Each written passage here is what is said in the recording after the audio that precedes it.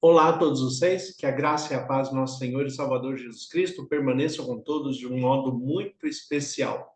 Estamos falando um pouco acerca da seita adventista, como as pessoas, muitas pessoas com um propósito inadequado tentam rotular a Igreja Adventista no sétimo dia.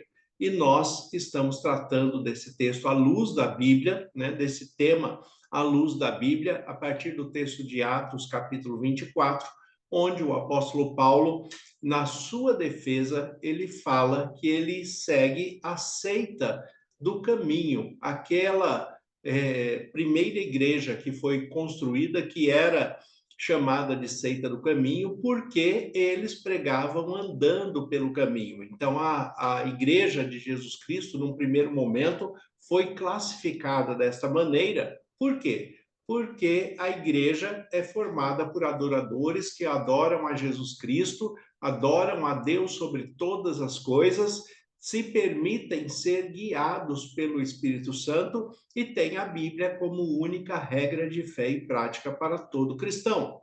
Agora, seita, como eu tenho explicado, na sua raiz da palavra, é aquele que tem uma doutrina diferenciada, um ensino diferenciado. Então, no tempo ali do apóstolo Paulo, os primeiros cristãos que constituíram a igreja de Jesus Cristo, que eram chamados de a igreja ou a religião do caminho, foram chamados de seita. Por quê? Porque tinham um discurso diferenciado com relação ao judaísmo nas suas diversas faces, porque o judaísmo da época também não era unificado quanto como as pessoas pensam. Existiam vertentes que a própria Bíblia apresenta. Existiam vertentes do judaísmo que tinha uma multiplicidade da compreensão dos deuses, existiam outras vertentes que só criam no Pentateuco, outro criam no Antigo Testamento como um todo, né, na Bíblia como um todo, aqui se chamava a lei e os profetas, que é a expressão hoje de Bíblia. Então, os judeus também, na sua época, já não eram unificados enquanto expressão religiosa, enquanto expressão espiritual. E aí aparece alguém com uma pregação, com um discurso totalmente diferenciados, e aqueles que tinham mais pontos em comuns se juntaram e classificaram esta comunidade de seita, a seita do caminho. E o apóstolo Paulo, em Atos capítulo 24, vai falar que é através dessa igreja, através desta comunidade, ou através deste grupo chamado O Caminho, a quem vocês chamam de seita, é que eu sirvo ao Deus verdadeiro, crendo em tudo o que foi deixado escrito na lei e nos profetas. Ou seja, crendo em tudo o que foi deixado na Bíblia.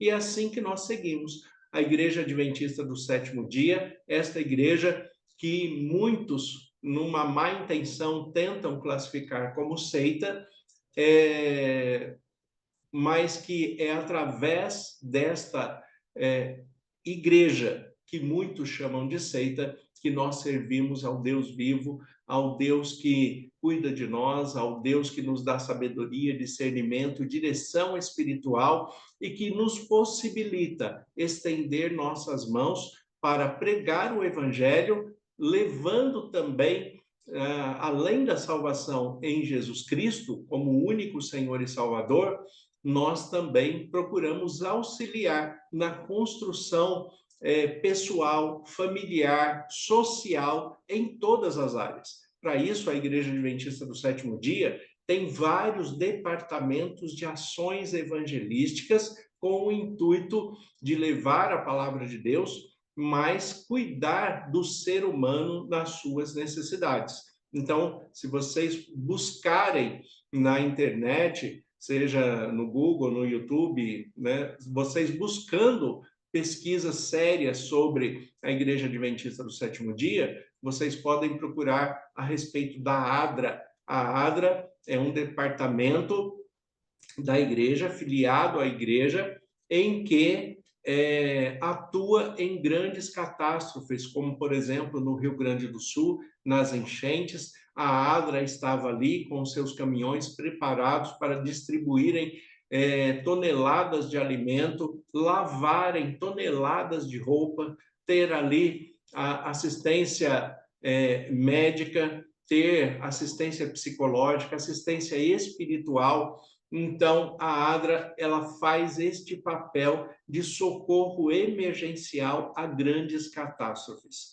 Nós temos também a construção que nós estamos fazendo em Barretos, o CAAF, que é um centro humanizado para auxiliar as pessoas portadoras de câncer. Então, nós estamos ali no projeto de construção, a construção já está bem adiantada e, na medida do possível, mesmo com o projeto ainda em construção, nós estamos atendendo, né, as pessoas. Auxiliamos milhares de pessoas com a pregação do Evangelho a respeito da Rede Novo Tempo de comunicações, a TV Novo Tempo, a Rádio Novo Tempo, o programa de rádio que nós fazemos aqui em Dracena, através da Rádio 87.9 FM Dracena. Então, temos também todo esse alcance de levar a palavra de esperança, a palavra de fé, levando com amor e com respeito a todos, independente da sua expressão de fé ou do seu vínculo denominacional. Temos também, tratando da formação do ser humano, nós temos o Clube de Aventureiros, que cuida das crianças, né, a partir ali de 6 anos em diante. Nós cuidamos das crianças, oferecendo para ela princípios, valores, né? Ele é um clube, um departamento da igreja, um clube para cuidar de crianças, independente também da sua religião ou da sua expressão de fé. Todos podem participar do Clube de Desbravadores. Se você quiser conhecer mais, também pode buscar informações no sistema da internet. Pode buscar também, pode ir a uma igreja adventista do sétimo dia, que eles vão explicar para vocês como funciona um clube dos aventureiros, que cuidam das crianças, e o clube dos desbravadores, que cuida já da fase, né, pré-adolescência, adolescência, até chegar na sua fase de jovem e adulto. Então, é uma instituição que cuida do ser humano por completo. Também temos as universidades, né, os nossos colégios de ensino fundamental, ensino médio, ensino regular, e as universidades, como o NASP de São Paulo, o NASP Engenheiro Coelho, e o NASP de Hortolândia, o IAP, né, no Paraná, e várias universidades espalhadas pelo Brasil, em que nessas universidades também nós auxiliamos uma grande parte dos alunos para que eles possam estudar. Eles têm bolsas de estudo, eles são alunos funcionários das universidades, ou seja, trabalham por um pequeno período e ali eles têm a sua bolsa de estudo de maneira integral, tendo ali a alimentação, o internato e tendo a própria faculdade paga através do seu próprio trabalho dentro da universidade. Então, é uma maneira que nós temos de auxiliar as pessoas para que elas possam ter uma formação pessoal excelente, para que ela possa ter uma estrutura de vida para poder seguir de uma maneira melhor na sua expressão pessoal, nas suas escolhas pessoais. Também, falando das universidades, nós temos o sistema da colportagem, onde muitos alunos da universidade que têm fazem cursos que são mais integrais, né, que exigem mais do período de estudo. Então, este aluno não poderia trabalhar em outro lugar. No seu período de férias, ele faz o sistema de colportagem, que é a venda de literatura, a venda de livros, para custear os custos da sua faculdade. E esses alunos, na venda de livros durante as férias, né? E nos períodos que é possível se fazer a comportagem, eles fazem a venda de livro e o que eles conseguem arrecadar com isso, eles pagam aquele semestre da faculdade até chegar às próximas férias e faz a comportagem de novo, e assim todos conseguem concluir o seu curso. A comportagem é um instrumento de Deus que tem possibilitado muitas pessoas a estarem concluindo a sua universidade e ter uma formação de excelência dentro da Universidade Adventista, que são departamentos, vamos dizer assim, da Igreja Adventista do Sétimo Dia. Então, esta igreja, a quem chamam de seita, usando a expressão do apóstolo Paulo em Atos 24, esta igreja, a quem chamam de seita, procura oferecer o melhor para todos aqueles que buscam a Deus em espírito e em verdade, sem fazer acepção de pessoa e sem também fazer proselitismo. Não é porque uma pessoa participa do clube de aventureiros, do clube dos desbravadores ou de outro departamento da igreja que tenha esse cunho social, como a ADRA, como a ASA, que é mais local da igreja para a assistência das famílias carentes, não é porque nós fazemos esse trabalho que nós obrigamos as pessoas que precisam de ajuda a serem adventistas do sétimo dia, serem membros da igreja, se batizarem na igreja. Nós não fazemos isso. Nós cuidamos de todas as pessoas dentro das nossas possibilidades para a expressão do amor cristão, né? Para estender as nossas mãos diante daquilo que Jesus tem falado para todos nós em João, né? No Evangelho de Jesus Cristo, segundo João, capítulo 13, versículos 34 e 35. Olha o que diz o texto aqui. Jesus falando: novo mandamento vos dou, que vos ameis uns aos outros, assim como eu vos amei, que também vós ameis uns aos outros. Nisto conhecerão todos que sois os meus discípulos, se tiverdes amor uns aos outros. É nisto que nós somos conhecidos, né, como os discípulos de Jesus, tendo amor uns pelos outros. Não é fazendo proselitismo ou usando uma linguagem bem comum no meio cristão evangélico, né, aquele que gosta de pescar em aquário. Não, nós não estamos fazendo isso. Nós estamos socorrendo, auxiliando aquelas pessoas, aquelas famílias, casais, jovens, adolescentes, crianças, todas aquelas pessoas que precisam de auxílio e que nós podemos auxiliar de alguma forma através dos nossos departamentos. Nós fazemos isso por amor a Cristo, e esta pessoa, nós não obrigamos ela a ser um adventista do sétimo dia para que ela possa ser ajudada, para que ela receba auxílio. Não, nós, dentro das nossas limitações e possibilidades, nós estamos ajudando a todos quanto nós podemos. Nós temos muitos trabalhos com muitas pessoas, o auxílio a muitas famílias que não são da nossa expressão de fé enquanto denominação, mas são cristãos que estão buscando a Deus em espírito e em verdade, cristãos com integridade, com fidelidade, que estão passando por um momento difícil. E não seria honesto da nossa parte usar da dificuldade que eles estão passando para querer forçar uma situação para que a nossa igreja cresça. Nós não precisamos disso, porque a palavra de Deus em Atos 2:42 também fala que o crescimento da igreja é promovido por Deus, não pelo ser humano. Nós temos apenas que fazer o que Jesus está nos dizendo aqui: amar uns aos outros. É este mandamento que ele nos dá.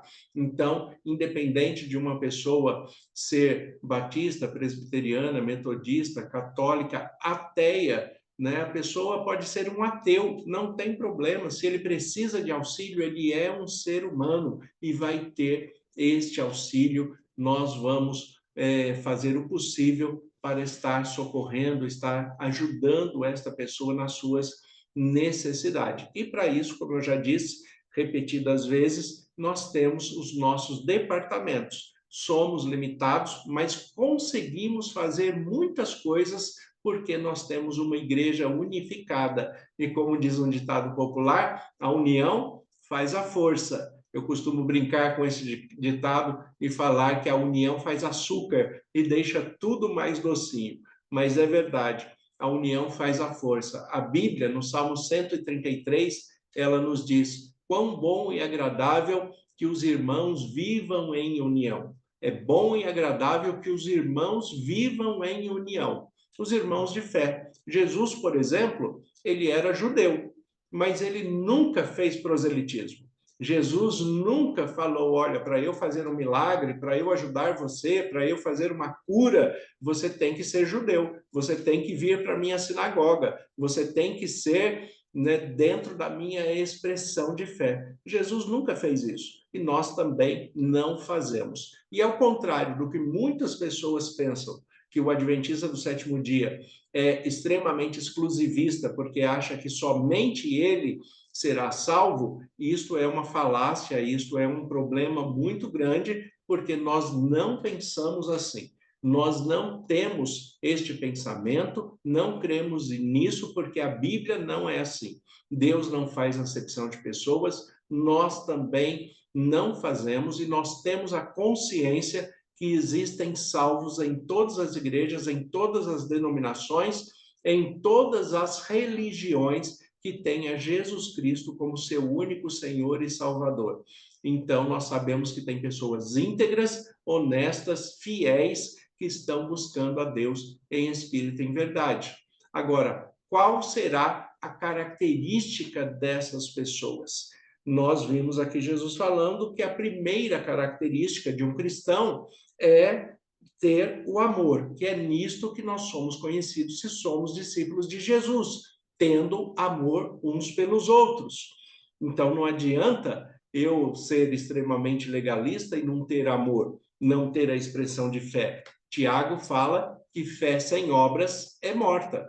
Algo que eu lembro também a todos os irmãos e irmãs da Igreja Adventista do Sétimo Dia, da qual eu sou pastor, mas a todos os cristãos de todas as denominações, eu lembro também a respeito do selo da salvação, que é o Espírito Santo, como o apóstolo Paulo coloca no texto de Efésios. Somos selados pelo Espírito para a salvação. E como nós vamos observar uma pessoa que é selada pelo Espírito para a salvação? Porque quem é selado pelo Espírito desenvolve os frutos do Espírito Santo, que nós temos em Gálatas 5, a partir do versículo 22, onde o texto nos diz assim: mas o fruto do Espírito é amor, alegria, paz, longanimidade, benignidade, bondade, fidelidade, mansidão e domínio próprio. Então, um cristão em amor, ele tem essas características. O primeiro fruto é o amor, porque todos os outros estão condicionados a ele. Se você tem amor por servir a Cristo Jesus, por ser um cristão, então você vai ter alegria, vai ter paz, vai ter longanimidade, é esperar a longo prazo, vai ter benignidade, vai fazer o bem para o outro, vai ter bondade, fazer o bem para si mesmo e aqueles da sua família, vai ter fidelidade, buscando a integridade com Deus, vai ter mansidão, né? Aquela pessoa mais tranquila, aquela pessoa que é mais ponderada, e vai ter domínio próprio para não agir impulsivamente e desta maneira ofender aos outros. É claro que os frutos do Espírito, assim como o fruto de qualquer árvore, não nascem todos de uma só vez, né? Ele vem ao seu tempo, cada um no período certo, mas todos nós estamos buscando desenvolver os frutos do Espírito Santo no amor de Cristo Jesus, para que vivamos segundo os propósitos de Deus, guiados pelo Espírito Santo como cristãos, irmãos em Cristo Jesus e cooperadores do Evangelho de Jesus Cristo.